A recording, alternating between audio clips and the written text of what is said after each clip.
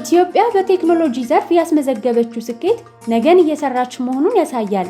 የዲጂታል ኢትዮጵያ 2025 ስትራቴጂ በ2020 ሲወጣ ስትራቴጂው እንደ ግብርና፣ ማኑፋክቸሪንግ፣ የአይቲ አገልግሎትና እንደ ቱሪዝም ያሉ ቁልፍ ዘርፎች ዲጂታል በማድረግ በእውቀት ላይ የተመሰረተ ኢኮኖሚን ማፍራት ያለመ ነበር።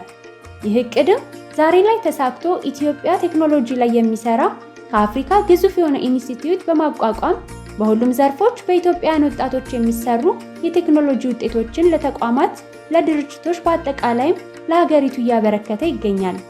ይህ ስትራቴጂ የሀገሪቱን ተቋማት ከማጠናከር አልፎ አፍሪካን በቴክኖሎጂ ለማገናኘትና በጋራ ለመስራት የአፍሪካ አርቲፊሻል ኢንተለጀንስ ልህቀት ማዕከልም ኢትዮጵያ መሆን ችሏል።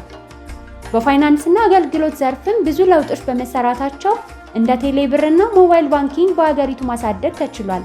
እንዲሁም የፋይዳ ዲጂታል መታወቂያ ስርዓትን መተግበር መቻላችን ሌላ ከፍታችንን ያሳያል።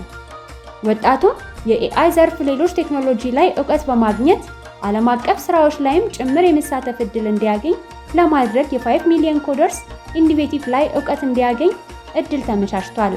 ይህ በቴክኖሎጂ ዘርፍ ነገን እየሰራን መሆኑን ያረጋግጣል።